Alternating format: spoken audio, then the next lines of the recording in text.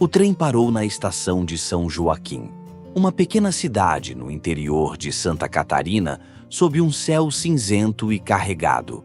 A neve, incomum para a região, cobria os trilhos e empurrava contra a plataforma.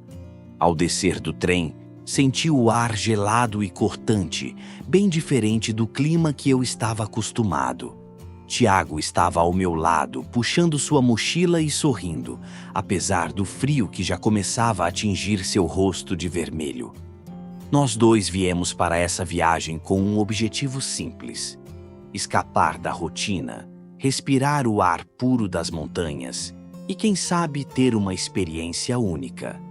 Vargem Bonita sempre teve uma fama de ser um local de inverno rigoroso, com algumas poucas atrações turísticas, como a famosa Serra do Rio do Rastro, que atrai turistas nas épocas de frio. Mas, dessa vez, nossa intenção era ir além do clichê turístico e nos aventurar por trilhas mais remotas, na busca por algo mais genuíno.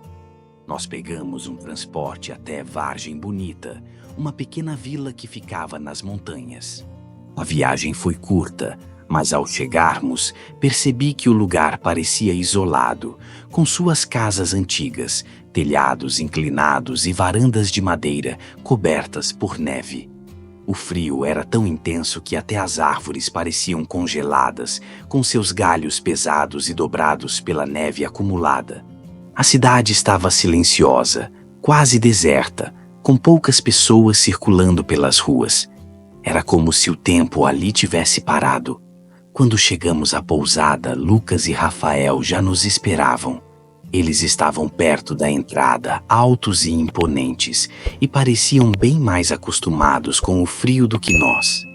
Lucas usava um casaco pesado de lã preta, fechado até o pescoço, e um gorro que cobria boa parte de sua cabeça. Já Rafael, mais relaxado, estava encostado na parede, fumando um cigarro, com a mochila ao seu lado. Ambos tinham uma aparência robusta, de quem estava acostumado a passar tempo ao ar livre, o que me fez sentir um pouco deslocado, ainda mais com minhas mãos congeladas dentro dos bolsos do casaco. Fazíamos parte de um grupo que se conhecia online há mais de um ano, mas a sensação de encontrá-los pessoalmente era estranha. As conversas pela internet eram boas, mas ver essas pessoas em carne e osso parecia irreal. É como se nos acostumássemos tanto com os pixels da tela que, ao nos depararmos com a realidade, ficássemos um pouco desorientados. Tiago foi o primeiro a se aproximar para cumprimentá-los. Ele lançou uma piada logo de cara, tentando quebrar o gelo, e, embora eles tenham rido, foi possível perceber que era mais por educação do que genuinamente. Nós éramos os novatos, os estranhos daquele grupo, e era evidente que a diferença de experiência entre nós e eles era grande. Entramos na pousada e, quando me sentei na cama, o cansaço bateu forte. Tirei as luvas e as mãos estavam tão geladas que demoraram para responder.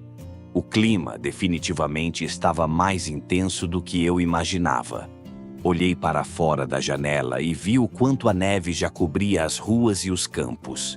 O vento soprava forte lá fora, tornando o cenário ainda mais congelante. Após o jantar, Marcos retirou os mapas da mochila e os espalhou sobre a mesa.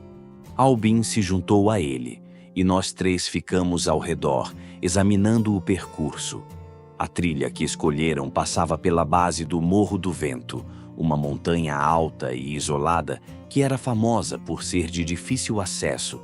O caminho serpenteava por áreas de mata fechada, com seções íngremes de floresta alpina, e depois se afastava para trilhas mais isoladas, onde poucos turistas ousavam ir. A viagem seria longa, levando vários dias, mas Marcos garantiu que a experiência seria única. Não vai ser fácil, mas nada que não possamos fazer, ele disse olhando para nós. Eu não sabia bem o que esperar, mas sabia que a aventura seria diferente de tudo o que já vivi.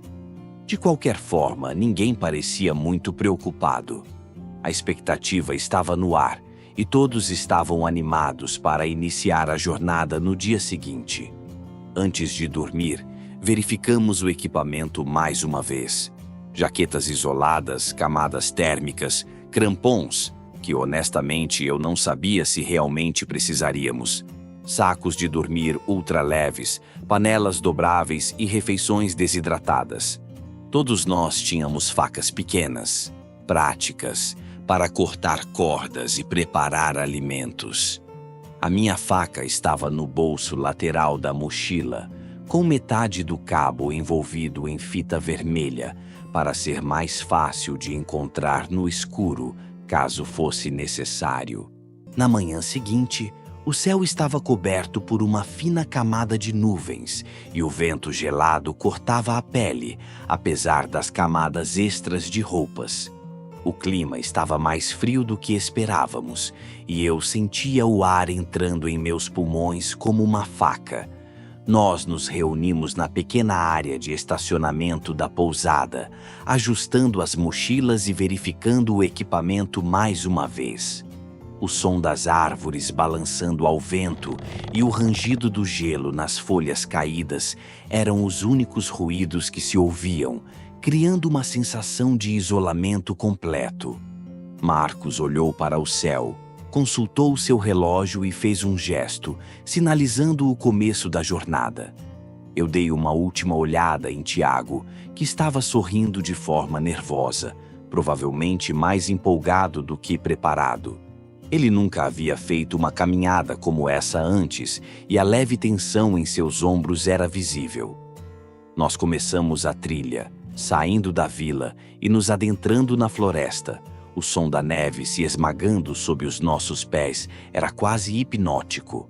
O caminho estava bem marcado, mas a neve estava começando a acumular ao redor dos nossos tornozelos, dificultando um pouco o progresso.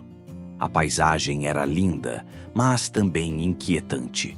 As árvores se erguiam como gigantes silenciosos, suas copas cheias de neve que caía lentamente, como se o tempo estivesse em pausa. À medida que avançávamos pela floresta densa, uma sensação de desconforto começou a crescer dentro de mim. Algo não estava certo. O ar estava ainda mais pesado e o silêncio ao redor parecia estar nos observando, aguardando o momento certo para nos mostrar o que escondia. Eu não conseguia explicar, mas algo nas sombras das árvores me fazia questionar nossa escolha de trilha. A caminhada já estava se arrastando por mais de 2 horas e o caminho só parecia ficar mais difícil. As árvores se tornaram mais densas e os galhos se curvavam sob o peso da neve, criando um ambiente opressor. Cada passo estava mais difícil do que o anterior e o silêncio ao nosso redor parecia nos engolir. O único som que se ouvia era o crunching da neve sob nossos pés e o leve sussurro do vento. Tiago estava cansado, mas ainda tentava manter o bom humor. Ele parava de vez em quando para tirar mais fotos, como se estivesse mais interessado em documentar a aventura do que na realidade ao seu redor. Rafael, mais silencioso, olhava para os lados, seu olhar fixo na floresta ao nosso redor, como se estivesse em alerta. Eu, por outro lado, não conseguia tirar a sensação de que estávamos indo para o lugar errado. O som dos nossos passos na neve era abafado e o silêncio ao redor parecia mais pesado a cada passo. Eu olhei para Marcos, que estava à frente, com uma expressão séria no rosto. Ele parecia estar tão atento ao ambiente quanto eu, mas não falava nada, apenas olhava ao redor com a mesma sensação de apreensão. A floresta estava ficando mais densa e a sensação de claustrofobia aumentava. O ar estava mais frio e o vento parecia sussurrar entre as árvores, criando um som que me fez arrepiar. Era como se o ambiente estivesse tentando nos engolir. Foi quando vimos um sinal. Rafael foi o primeiro a notar. Ele parou abruptamente e apontou para a direita, onde uma placa enferrujada estava pendurada em uma árvore. A neve acumulada em suas bordas fazia com que o sinal parecesse antigo, como se estivesse ali há anos, esquecido por todos. A madeira estava coberta de gelo e as letras vermelhas estavam quase ilegíveis devido ao desgaste. Marcos, que estava à frente, fez um gesto para seguirmos em frente, mas Tiago já estava tirando uma foto da placa, rindo. "Acho que encontramos um atalho, pessoal", ele disse com um sorriso largo. Mas algo me dizia que aquele sinal não deveria ser ignorado. À medida que avançávamos, o caminho se tornava mais estreito e deserto. A neve estava mais profunda, cobrindo os trilhos da trilha original, tornando o novo caminho mais difícil de seguir. O vento cortava mais forte agora, e os galhos das árvores se moviam de forma inquietante, como se estivessem tentando nos afastar. Tiago parecia empolgado, ainda tirando fotos e fazendo piadas, mas seu comportamento parecia cada vez mais forçado. Ele estava tentando manter o bom humor, mas a tensão no ar era palpável. Rafael, mais silencioso, olhava para os lados como se estivesse em alerta, seu olhar fixo nas sombras entre as árvores. Eu, por outro lado, não conseguia tirar a sensação de que estávamos indo para o lugar errado. O som dos nossos passos na neve estava mais abafado e o ambiente ao nosso redor parecia se fechar. A floresta estava mais densa e o silêncio era esmagador. Não havia sinais de vida, nem o canto de pássaros, nem o som de algum animal à distância. Apenas o vento e a neve. Foi então que a trilha se bifurcou. Uma velha placa de madeira, já desgastada pelo tempo, estava presa a uma árvore, indicando 2 caminhos. A placa estava coberta de neve, mas o que estava escrito ainda era legível. Caminho da Perdição estava gravado com letras vermelhas e abaixo disso estava escrito: fechado por causa do mau tempo. Marcos parou ao lado da placa e observou atentamente o caminho à frente. Ele parecia pensativo, mas não disse nada. Tiago, como sempre, tentou quebrar o clima. "Acho que devemos seguir o caminho mais aventureiro, que tal?", ele disse, tentando fazer graça, mas todos sabíamos que o clima não estava para brincadeiras. Nós seguimos pelo caminho indicado pela placa. Rafael e eu trocamos olhares, mas não falamos nada. Algo estava nos incomodando, mas decidimos continuar, empurrados pela curiosidade e pela ideia de que estávamos em uma jornada em busca de algo desconhecido. À medida que caminhávamos, o cenário ao nosso redor parecia cada vez mais desconcertante. As árvores se fechavam sobre o caminho, suas formas distorcidas pela neve pesada, criando sombras que pareciam se mover. O silêncio da floresta era profundo e opressor, e à medida que subíamos a trilha, o frio parecia aumentar. Tiago começou a se afastar um pouco, fazendo piadas sobre a paisagem, tentando manter o moral do grupo elevado. Ele ainda tirava fotos e se mostrava mais animado do que o resto de nós. Rafael e eu trocávamos olhares e a tensão estava começando a ficar visível em seus gestos, mas ele não dizia nada. Marcos, que estava à frente, também parecia mais quieto, com uma expressão distante. Eu sabia que ele também estava sentindo algo errado. Foi quando algo chamou nossa atenção. No meio da trilha, logo à frente, uma placa enferrujada estava presa a uma árvore. A neve acumulada ao redor da placa fazia com que ela parecesse ainda mais antiga.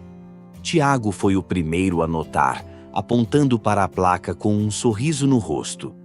"Aqui está, mais um atalho. Como isso foi passar despercebido?", ele disse, dando uma risada nervosa. Mas algo na placa me fez hesitar. O texto estava parcialmente coberto pela neve, mas eu consegui ler as palavras que estavam visíveis. Caminho da morte. Proibido adentrar. Uma sensação gelada percorreu minha espinha. Olhei para Marcos, mas ele já havia se aproximado da placa e estava observando em silêncio. Rafael se aproximou também, franzindo a testa. Deve ser algum tipo de erro, ele comentou, mas sua voz estava tensa. Eu não sabia o que fazer, mas algo me dizia que não devíamos continuar por ali. Nós discutimos por um momento, mas Tiago rapidamente sugeriu que seguíssemos em frente. Vamos dar uma olhada, não tem problema, ele insistiu. Relutante, concordamos e seguimos pela trilha marcada pela placa, embora todos sentíssemos que algo estava errado. A trilha, que antes parecia simples, agora tomava uma atmosfera mais sombria. O ambiente estava mais denso, com árvores maiores e mais fechadas, suas raízes expostas e com a neve acumulando em torno delas de forma quase ameaçadora. O ar estava frio e pesado, e a sensação de estar sendo observado não me abandonava. Eu sentia a tensão crescer e não conseguia mais disfarçar o desconforto. Tiago tentava se manter animado, falando sobre as fotos que ele tiraria para um futuro vídeo, mas sua voz estava mais baixa, como se o próprio ambiente estivesse diminuindo sua energia. Rafael, por sua vez, começava a andar mais rápido, claramente incomodado com o ambiente ao redor. Eu sabia que ele estava começando a sentir o mesmo que eu. Marcos, que estava à frente, parou de repente e olhou para trás. Algo está errado, ele disse com a voz grave, como se tivesse sentido algo também. Ele não precisava dizer mais nada, a expressão em seu rosto era o suficiente. Nós paramos e começamos a observar ao nosso redor, mas tudo o que podíamos ver eram árvores e neve. Foi quando Tiago apontou para a frente. Olhem, ele disse com a voz baixa. Eu segui o movimento do dedo dele e, à distância, vi o que parecia uma figura se movendo entre as árvores. Não estava claro o que era, mas o movimento era estranho, como se fosse alguém se arrastando, mais do que caminhando. Rafael olhou para mim com os olhos arregalados. Não estamos sozinhos, ele disse com a voz falha. Uma onda de pânico começou a tomar conta de mim, mas não havia como voltar agora. Estávamos em um lugar desconhecido e a única opção era continuar avançando. Mas o medo era palpável e a tensão só aumentava. A figura na floresta desapareceu tão rapidamente quanto surgiu, mas seu impacto foi imediato. A sensação de que algo estava nos observando, que não estávamos sozinhos, ficou ainda mais forte. O vento parecia ter parado e um silêncio absoluto tomava conta do ambiente. O som da neve sob nossos pés desapareceu, como se o mundo inteiro tivesse parado para nos observar. Tiago, agora sem sua usual energia, parou por um momento, olhando ao redor, tentando entender o que havia visto. Ele não parecia mais tão interessado em tirar fotos. Marcos, sempre o mais calmo, estava com a mão no cabo da faca que carregava, os olhos fixos na direção da qual a figura havia desaparecido. Rafael se aproximou de mim, mantendo a voz baixa. Não estava imaginando aquilo, estava? Algo estava lá, observando. Ele sussurrou. Eu não soube o que responder, porque sabia que ele estava certo. Não era apenas nossa imaginação. Algo estava ali, algo que não queríamos encontrar. Por mais que tentássemos racionalizar, o medo começou a nos consumir. Cada som parecia amplificado e até o vento, que antes nos trazia uma sensação de frescor, agora parecia ameaçador. O caminho, que antes parecia uma aventura simples, agora parecia estar nos levando a algo muito mais sinistro. Decidimos continuar, mais cautelosos do que antes, mas o ambiente só piorava. O som das árvores estalando, o farfalhar das folhas, tudo parecia estar, de alguma forma, errado. Eu não sabia como explicar, mas a floresta ao redor estava viva de uma maneira que não fazia sentido. Tiago voltou a caminhar à frente, mas agora com os olhos mais atentos e seu passo mais hesitante. Marcos e Rafael seguiam de perto, e eu fiquei para trás, olhando para o que parecia uma trilha sem fim. Um labirinto branco e congelado. O caminho parecia interminável. Cada passo era mais difícil que o anterior, como se o peso da floresta estivesse nos consumindo aos poucos. O ar estava mais denso e a sensação de claustrofobia se intensificava a cada metro que percorríamos. Mesmo com os pés congelados e a respiração pesada, ninguém queria parar. O medo de não saber o que nos aguardava à frente superava o cansaço. Foi quando chegamos a uma pequena clareira. O céu estava fechado e o vento frio fazia a neve flutuar como pequenas partículas brilhantes ao redor de nós. No centro da clareira havia uma pedra grande e plana, coberta de musgo e neve acumulada. Mas o que me chamou a atenção foi o objeto colocado sobre ela. Um saco de pano, antigo, que parecia fora de lugar naquele ambiente. Tiago foi o primeiro a se aproximar, pegando o saco com cuidado. Eu queria impedir, mas algo em mim sabia que não podíamos voltar agora. Ele abriu o saco lentamente, e ao que parecia, algo pesado estava dentro. Tiago tirou o que parecia ser uma pedra redonda, coberta de marcas estranhas. A pedra era escura, quase preta, e brilhava com uma luz suave, como se tivesse algo de sobrenatural. Quando ele a tocou, uma sensação gelada percorreu minha espinha. Marcos olhou para a pedra e sua expressão mudou. Ele parecia mais pálido, mais sério. "Isso não é bom. Devemos ir embora", ele disse, a voz tensa. Mas já era tarde demais. O som, aquele mesmo som abafado, começou a se aproximar de nós, como se algo ou alguém estivesse se movendo na escuridão da floresta.